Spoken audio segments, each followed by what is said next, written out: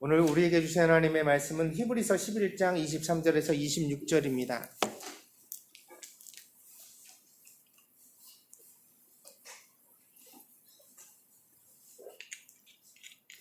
히브리서 11장 23절에서 26절입니다.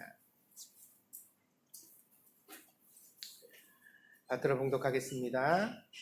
믿음으로 모세가 낳았을 때 그 부모가 아름다운 아이임을 보고 석 달 동안 숨겨 왕의 명령을 무서워하지 아니하였으며, 믿음으로 모세는 장성하여 바로의 공주의 아들이라 칭함받기를 거절하고 도리어 하나님의 백성과 함께 고난받기를 잠시 죄악의 낙을 누리는 것보다 더 좋아하고 그리스도를 위하여 받는 수모를 애굽의 모든 보화보다 더 큰 재물로 여겼으니 이는 상 주심을 바라봄이라.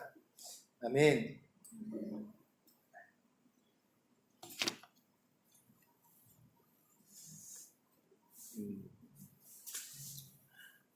얼마 전에 한국의 문재인 대통령이 임기 절반을 지나면서 국민과의 대화를 했습니다. 전국에서 평범한 시민들을 모아놓고 대통령에게 직접 자기 사연을 하소연하기도 하고 질문할 수도 있는 그런 기회를 준 것입니다. 그 형식도 전에 없는 것이었기 때문에 놀라웠지만 100분이 넘는 긴 시간 중에서 특별히 사람들의 관심을 받았던 한 젊은 부부가 있었습니다. 그분들의 이름은 알려지지 않았고 뭐라고 알려졌냐면 민식이 엄마와 아빠라고 알려졌습니다. 아이들이 마땅히 최우선적으로 보호받아야 하는 스쿨존에서 민식이는 교통사고로 세상을 떠났습니다. 순식간에 자식을 잃은 부모는 왜 이런 일이 일어났는지를 고민하게 되었습니다. 그리고 그 결과 우리나라의 스쿨존이 허술한 법체계 속에서 제대로 보호받고 있지 못하다고 깨닫게 되었습니다. 그래서 이 젊은 부모는 아이들을 보호하는 법을 만드는 일에 뛰어들었습니다. 그러나 그 법이 정치의 영역에서 제동이 걸리고 모함을 받았습니다. 평범한 한 소시민이었던 이 부부의 목소리에 아무도 귀 기울이지 않았습니다. 왜냐하면요, 이제 이 학원 차, 또 스쿨존과 관계되어 있는 이런 법을 재정비하면 이제 학원에서 이제 경비가 들어가잖아요, 돈이. 그러니까 학원에 있는 학원을 운영하는 사람들의 모임인 그건 전국 연합회 같은 조직들이 있어요. 그런 조직들이 정치적으로 움직이는 거예요. 국회의원들에게 압력을 행사합니다. 그 법을 만들지 못하도록. 그 법을 만들면 우리 너무 힘들다. 우리 이익이 작아진다. 그러면서 로비를 했습니다. 자식을 잃은 평범한 개인의 목소리는 무시되어지고, 그리고 힘 있는 사람들, 돈을 쓰는 사람들의 목소리가 세상을 움직였습니다. 그래가지고 국회의원들도 학원 편에서 이야기를 했다 그래요. 이 자식을 잃은 엄마 아빠의 그 눈물 어린 목소리를 듣지를 않고 학원 편에서 국회의원 얘기를 해줬습니다. 그러다가 대통령을 만나게 되어지고, 이 대통령과 만나는 시간에 생방송으로 나갔던 이 부모의 모습이 전국에 있는 모든 시민들의 마음을 울렸습니다. 사람들이 호응하기 시작했습니다. 이 법을 만들어라. 사람들이 외치는 것보다 더 정치적 부담은 없지요. 더군다나 선거가 코앞이니까요. 이제는 야당도 이 법을 공개적으로 거부하지 못하게 되었습니다. 이 법을 무시할 수가 없으니까요. 통과는 시키되, 그러면서 이 야당이 어떻게 머리를 썼냐면, 우리 패스트트랙에서 우리가 좀 불리한데 이 법을 통과시켜주는 대신에 패스트트랙은 뭐 조금 막자, 이렇게 지렛대로 사용하려고 하다가 여론의 큰 질타를 받게 되었습니다. 민식이법이라고 불려지는 이 어린이 안전법은 5개의 법이라고 그러는데 곧 통과될 것으로 전망되어집니다. 우여곡절은 많았지만 곧 이 법이 통과될 것입니다. 그러면 어떤 일이 일어나느냐? 스쿨존에 있는 모든 횡단보도에는 CCTV가 설치되어집니다. 그리고 학원차 중에서 13세 미만의 어린아이들이 타는 차는 등록제로 운영되어서 특별히 관리되어집니다. 그래서 예전에는 막 다 썩은 차를 학원차로 막 운영해서 브레이크가 터지고도 그런 사고가 나기도 했는데, 이 13세 미만의 어린아이들이 타는 차는 나라에 등록이 되고 나라가 특별히 그걸 관리를 하겠다는 거예요. 그래서 차량 상태도 보고 안전도 보고 여러 가지로 관리를 해나가겠다. 그리고 또 스쿨존에 있는 횡단보도에 신호등이 없는 곳이 아직도 많이 있답니다. 그런 것에 최우선적으로 신호등을 놓게 되어집니다. 다시 말하면 우리 아이들을 위하여, 아이들의 안전을 위하여 더 많은 투자와 관심이 법을 통하여 생겨나게 되는 것입니다. 덕분에 앞으로 아이들은 더 안전한 세상을 살아갈 수 있을 것입니다. 그러나 이 법의 별명이 되어버린 민식이를 살릴 수는 없습니다. 결국 이 법은 민식이 엄마와 아빠에게는 아무런 혜택을 주지도 못합니다. 근데 이 법을 만드는 과정 속에 민식이 엄마와 아빠가 피눈물을 쏟았단 말이에요. 자기 요즘은 요 몇 달 동안은 생업을 다 포기했대요. 그리고 이거 사람들한테 호응을 얻으려고 사비로 전단지를 수만 장을 만들어서 길거리마다 다니면서 이 민식이법 통과시켜달라고 전단지를 자기 돈으로 뿌렸답니다. 그러고도 야당이 안 들어주니까 그 야당 국회의원에게 가가지고 무릎을 꿇고 제발 이 법을 통과시켜달라고 울면서 빌었습니다.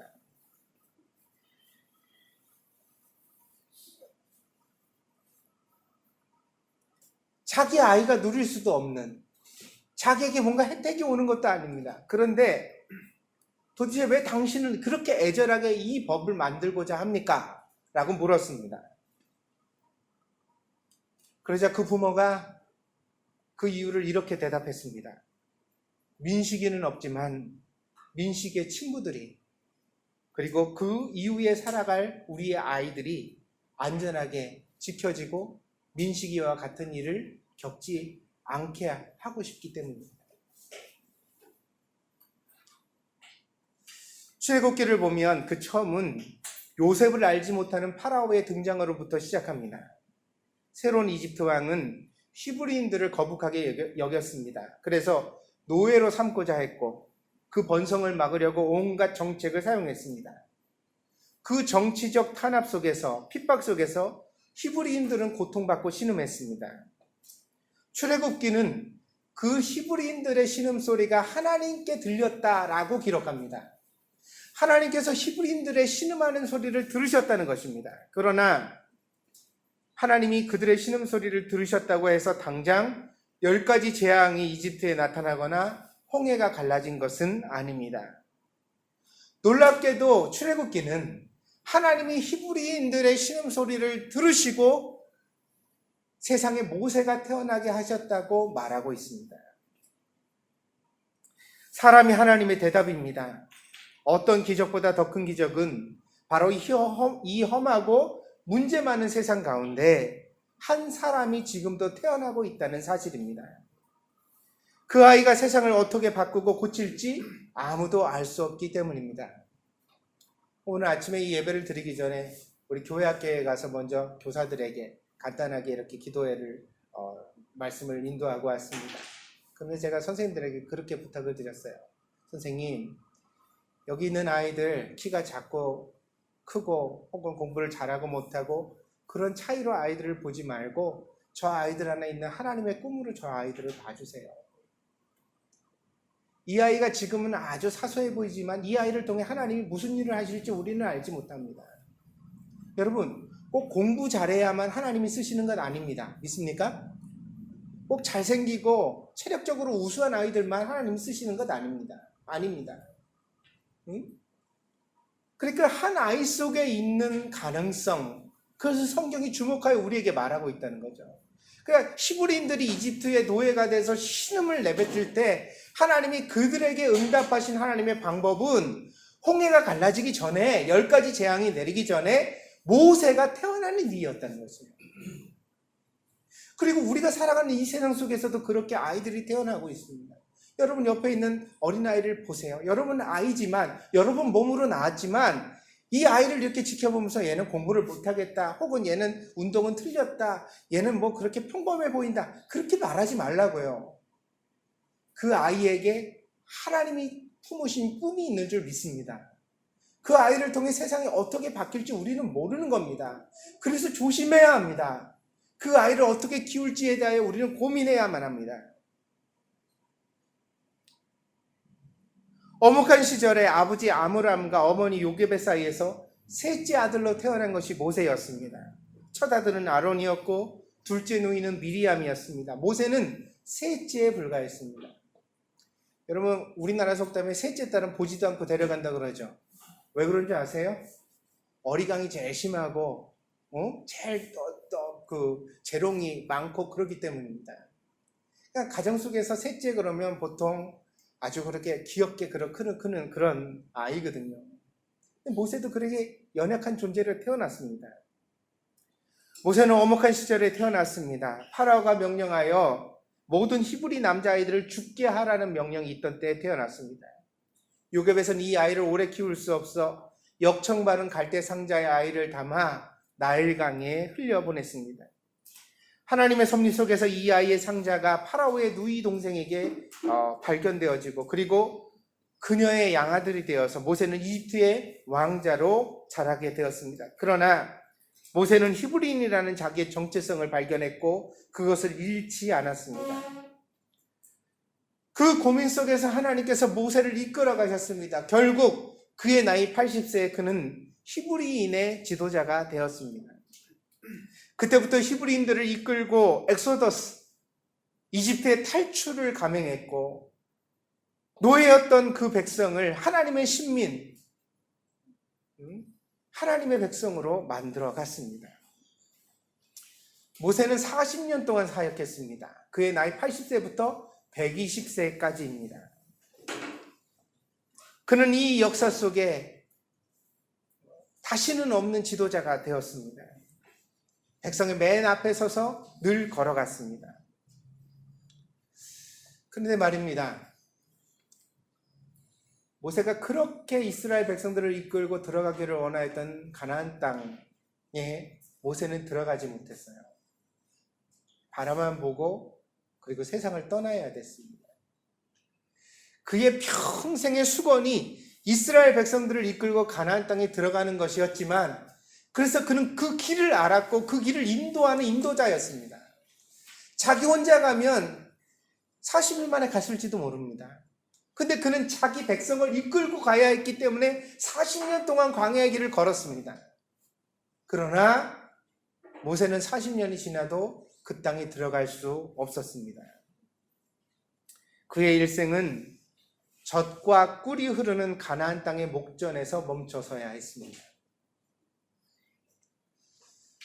여러분, 우리나라 속담에 고생 끝에 낙이 온다는 말이 있습니다. 참 희망적이고 격려가 되는 말이죠. 그런데 현실 속에서는 어떠냐면 고생 끝에 죽음이 오는 경우가 많습니다.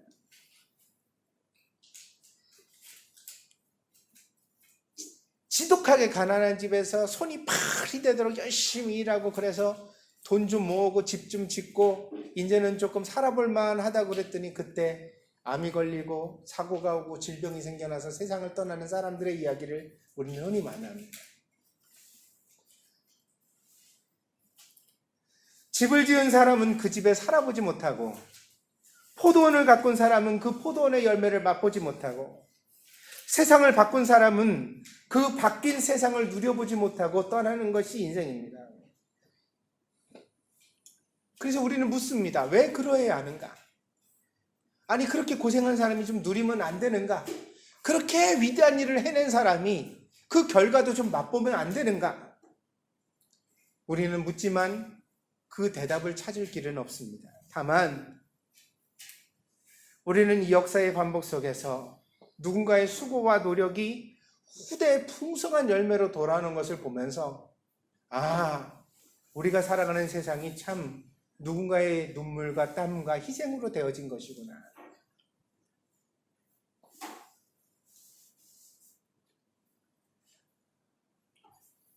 자기 힘으로 사는 것 같죠? 다 내가 고생해서, 그죠? 내가 일찍 일어나고 늦게 눕고, 그죠? 내 힘으로. 아니에요.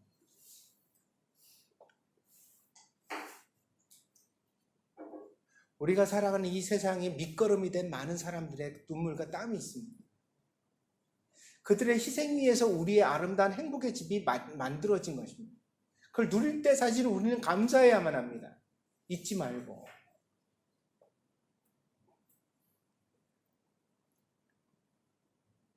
하나님께서 그들의 인생에 대하여 편들어 주시는 것은 그들의 인생이 기념되게 하시는 것입니다.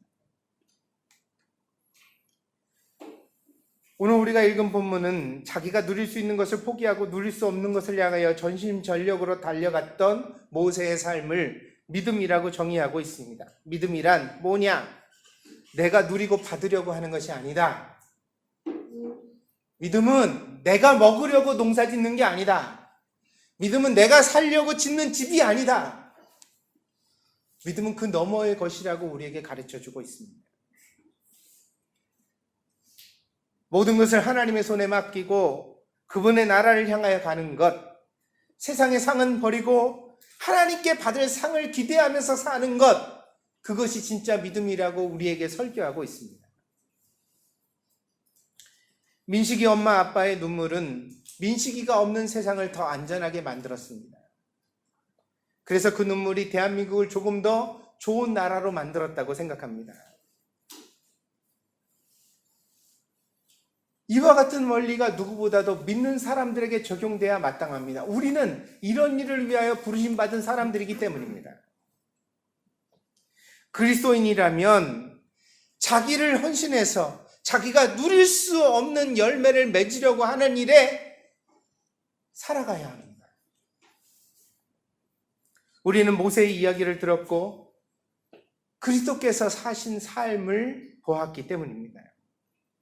우리는 이 세상의 즐거움을 포기하고 하나님께 인정받기 위하여 살았던 많은 믿음의 사람들의 이야기를 끊임없이 듣고 있기 때문입니다. 성경 안에도 있고 성경 밖에도 있죠.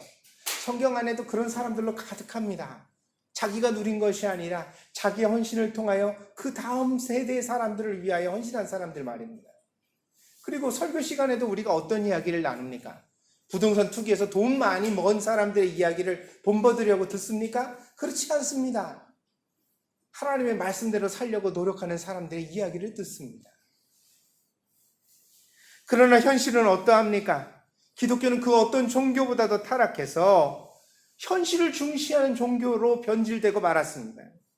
헌금이 예배의 중심이 되고 사람들은 기득권을 지키기 위해 교회의 사람들을 숫자로 이용하고 있습니다.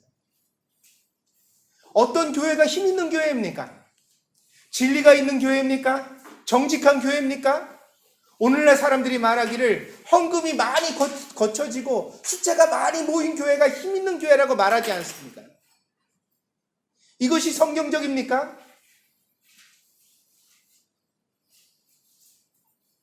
가장 극단적인 정치 집회에 십자가가 등장하고 목사가 선동가가 되어서 마이크를 잡는 현실을 우리는 보고 있습니다. 이런 현실을 우리는 비판할 수 있습니다. 그러나 그 비판의 손가락질과 함께 우리 자신을 살피는 것도 마땅합니다. 여러분은 모세와 같은 믿음을 가지고 있습니까? 여러분, 우리가 성경 속에서 베드로가 예수님을 3번 부인한 이야기를 보잖아요. 우리 교훈으로 삼는다고요? 그것도 힘 있는 군병이 칼 들고 왔을 때 부인한 게 아니에요. 아주 조그만 계집종이 당신 예수 알지요? 이렇게 가르쳤는데 베드로가 겁을 먹고 예수를 안다고 했다가 내가 손해볼까봐, 예수를 안다고 했다가 내가 욕을 먹을까봐 겁이 나서 예수님을 3번 부인했다고 성경이 기록하고 있습니다. 이 얘기가 왜 기록됐을까요? 우리 모두 그런 나약함을 가지고 있기 때문입니다. 자신의 작은 이익 때문에 예수를 부인할 수 있는 가능성, 자신의 작은 손해 때문에 하나님의 말씀을 모른 척할 수 있는 가능성 말입니다. 그리고 그런 가능성이 우리 안에서 씨 뿌려지고 열매 맺고 자라나면 우리도 언젠가는 신앙을 빙자하고 이용해 먹는 사람들이 될 수 있습니다.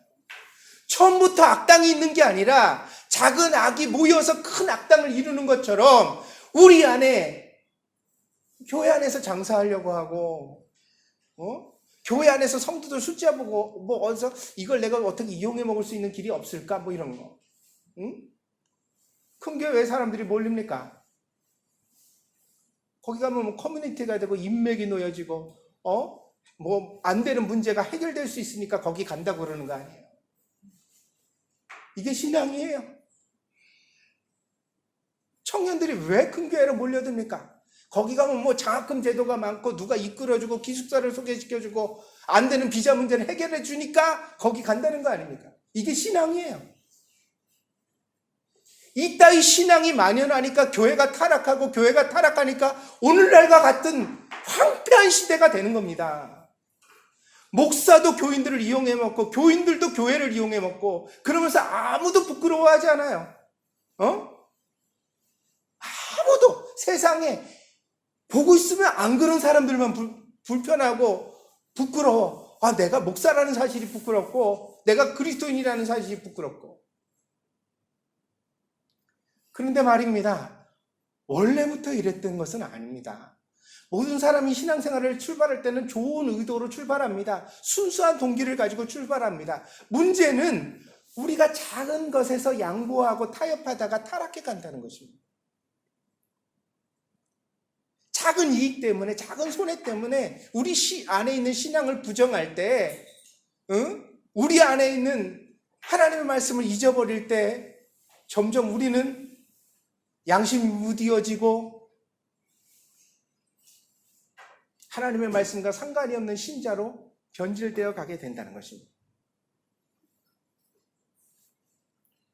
우리는 세상의 부귀와 영화보다 그리스도를 위하여 받는 수모를 더 값진 것으로 여기고 있습니까? 그런 마음이 없다면 우리들도 언제든지 이익 앞에서 괴물이 될 수 있다는 가능성을 정면으로 보셔야 합니다. 그리스도인은 자기 신앙을 위해 손해를 감수하는 사람입니다. 누가 여러분에게 예수 믿는 사람이 왜 그래? 그렇게 말한다면 노여워하지 마십시오. 적어도 그 사람은 여러분에게 믿음을 보고 있기 때문입니다. 예수 믿는 사람이 왜 그래? 너 그래도 믿음 있잖아. 근데 믿음이 있는데 왜 그렇게 사니? 왜 그렇게 행동하니? 그렇게 말하니? 왜 그렇게 말씨가 이기적이야? 왜 그렇게 생각이 좁아? 왜 그렇게 자기중심적이야? 믿음은 그런 건 아니잖아? 이렇게 묻고 있던 것입니다. 그러니 그런 이야기를 듣거든 여러분은 주저하지 말고 양보하셔야 합니다. 손해보셔야 합니다. 물러나셔야 합니다. 그런 사람 앞에서 여러분은 여러분 자신을 돌아보셔야 합니다. 그게 믿음입니다. 바보같이 느껴질지 모릅니다. 모두 다 이기적이고 모두 다 자기 중심적으로 살아가는 세상 가운데서 예수 믿는 사람이 왜 그러니? 라는 그 말 앞에 두려워 떨며 자기의 이익을 포기하는 일이 바보처럼 여기질지도 모르겠습니다. 그러나 여러분 아십니까? 모세도 바보였습니다. 예수님도 세상의 관점으로 보면 바보였습니다. 신앙을 위하여 바보가 되는 용기가 없이 우리는 참된 신앙을 가질 수가 없습니다. 사람은 누구나 죽음 앞에서 평등해집니다. 착한 사람도 죽고 악한 사람도 죽습니다. 부자도 죽고 가난한 사람도 죽습니다. 존귀한 사람도 죽고 비천한 사람도 죽습니다. 죽음은 세상의 죄와 허물에 대한 하나님의 대답입니다.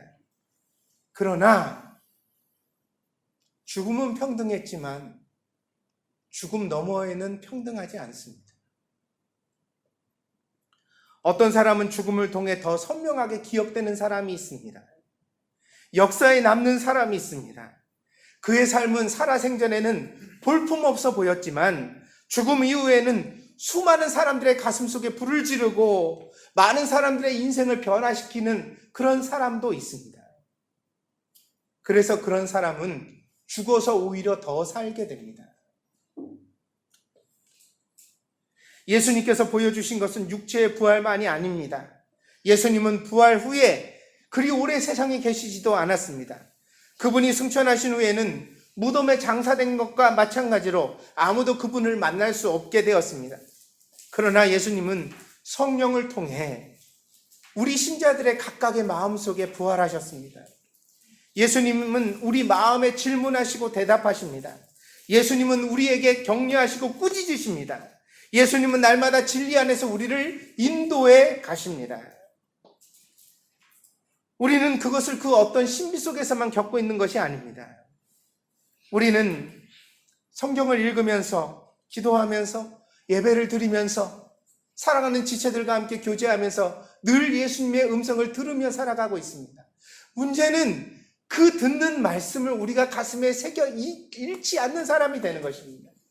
근데 예수님 이야기를 시장 아저씨 얘기 듣듯이 하고 예수님 이야기를 그저 모르는 사람들 떠드는 이야기처럼 듣고 우리 마음속에 하나도 담지 않은 채 이름표만 그리스도인. 왜? 나는 주일날 예배 나갔으니까 그리스도인.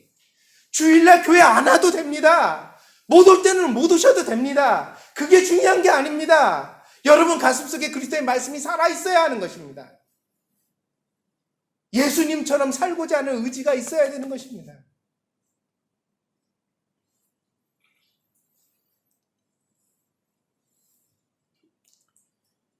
우리는 기도와 묵상을 통해 항상 그리스도와 예수님과 교제할 수 있습니다.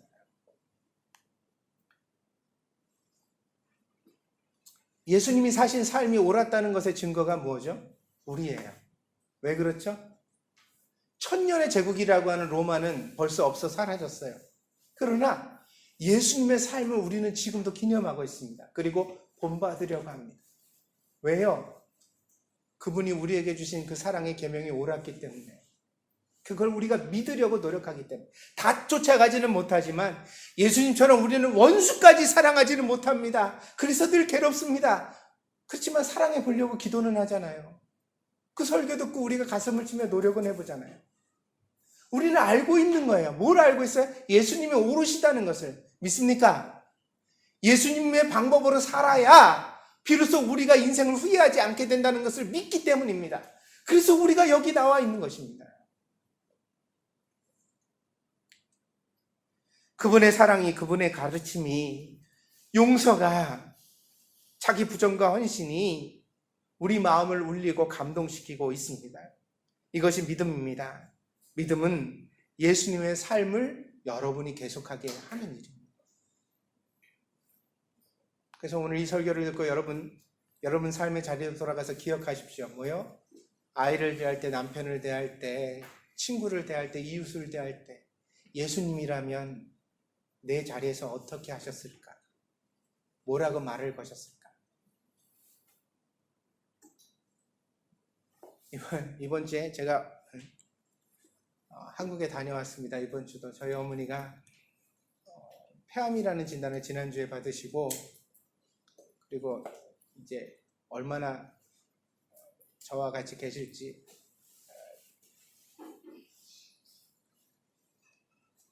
알 수 없는 불안 속에서 어머니 진단 받으시는 것을 가서 이제 지켜보고 그리고 왔습니다. 근데 주중에 제가 전화를 한 통화 받았어요. 아는 목사님한테 저를 위로한답시고 하시는 말씀이 담담하게, 그것도 슬픈 목소리도 아니고 아주 덤덤한 목소리로 하는 얘기가, 다 하나님이 하시는 일이니까 어쩔 수는 없지만, 이러면서 얘기를 하세요.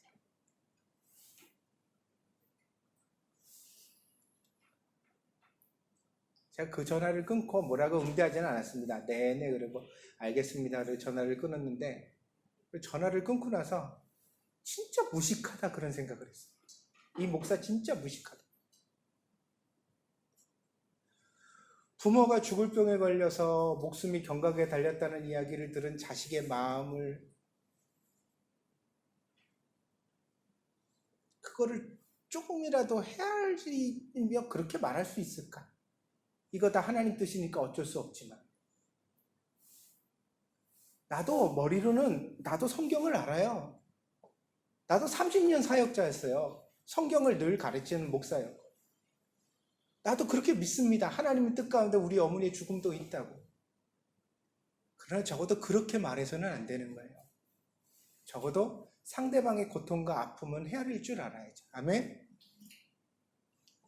참 얼마나 아프십니까? 얼마나 혹시 너무 힘드시지 않습니까? 자기가 더 위로할 말이 없다면 혹시라도 제가 뭐라도 도와드릴 일은 없겠습니까? 아멘? 그 정도 되면 좋은 거예요. 네. 자기가 아는 지식을 자랑하듯이. 근데 제가 가만히 되돌아보니까요, 우리 기독교 안에 공감은 없고 상대방의 입장에 서보거나 아픔을 헤아리거나 상대에 대하여 진심으로 이렇게 헤아리는 사랑은 없고, 오늘 우리가 읽었던 교동문의 고린도서 13장에 천사의 말을 해도 사랑이 없으면 울리는 꽹가리가 된다고 했잖아요. 근데 지식은 많아, 성경은 알아, 그리고 뭐 상담학도 하고 무슨 공부도 많이 했어. 근데 결국 사랑이 없어요. 공감을 못 하더라고. 부모 있는 자식 마음을 몰라요. 응? 죽을 병 앞에서 겪는 그 가족들의 상실감 같은 것들을 모르더라고. 혼자 생각하는 거야. 그러면 도대체 저 설교는 뭘까? 저 마음으로 하는 설교는 도대체 뭘까? 울리는 꽹가리 아니에요? 울리는 꽹가리? 여러분, 우리는 절대로 그런 신자 돼서는 안 됩니다. 믿습니까? 믿습니까? 신앙을 떠나서 사람이 아파하면 우선 공감해 주세요. 절에 나가는 사람이라도 몰몬교를 섬겨도 괜찮아요. 그 사람이 죽을 병 걸리고 아프고 질병 속에 있고 고통 속에 있으면 우선은 그냥 같이 울어주고 안아주는 게 먼저예요. 믿습니까? 그거 공감해주고 그리고 나서 뭔가 위로를 던지고 그 다음에 진리 가운데 이끌고 그래야지.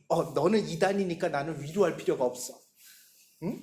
너는 그 부처는 마귀야, 사탄이야. 그러니까 거기 가서 빌어서 네가 그 병 걸려 죽는 거야. 이따위 독서를 뱉어내면서 자기가 하나님의 자녀라고? 웃기지를 마셔. 울리는 꽹가리들이요. 성경은 그런 성경 아니에요. 예수님이 수많은 유대인을 두고서 사마리아인에게 은혜를 베푸셨어요. 믿습니까? 병든 사람이 찾아오면 가나 여인도, 수가성에 있는 사마리아 여자도 구원해 주시고, 멀리 저 에티오피아에서 온 여자의 아들도 치료해 주셨어요. 예수님께는 사람이라는 존재 자체가 불쌍하고 귀한 존재예요. 믿습니까? 그냥 안 됐다, 너 아프냐, 나도 아프다, 그 마음 가지고 안아주셨기 때문에 이 예수님의 마음이, 예수님의 은혜가 세상의 강수와 같이 흘러넘칠 수가 있었던 거죠. 오늘 우리도 이런 마음을 가지고서 우리의 삶 가운데 예수님을 보여줄 수 있는 신자들이 되어주기를 바랍니다. 여러분의 삶 가운데 사랑을 행하십시오. 받으려고 하지 말고 갚을 수 없는 사랑을 행하십시오. 응? 청소하는 아줌마, 관리인, 지나가는 노숙자, 여러분 주변에서도 너무너무 망해가지고 안 된 친구, 그런 사람 돈 빌려줘도 못 갚잖아요. 그죠? 못 갚을 줄 알아요. 떼일만 가지고 빌려주시라고. 아멘? 감당할 수 있을 만큼 빌려줘야겠죠. 또 못 감당할 만큼 빌려주고 나서 같이 망했네 그러지 마시고, 그러니까 줄 때는 항상 내가 안 받아도 좋아, 이런 마음 가지고서 주시라고요. 믿습니까? 근데 그 사랑을 통하여서 하나님이 역사하실 것입니다. 세상을 치유해 가실 것입니다. 우리가 뭔가 함께 살아갈 수 있는 은혜를 이루실 것입니다. 이 모세의 믿음을 우리가 함께 이룰 수 있는 복된 성도들이 되어지기를 바랍니다. 기도하겠습니다.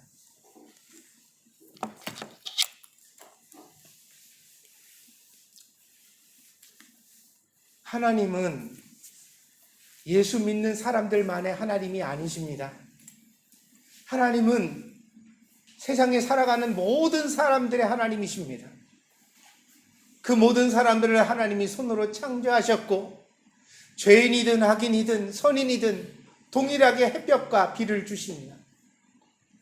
그 하나님의 은혜 가운데 우리가 살아가고 있기 때문에 우리는 우리 자신만을 위하여 이기적으로 살아갈 수 없습니다.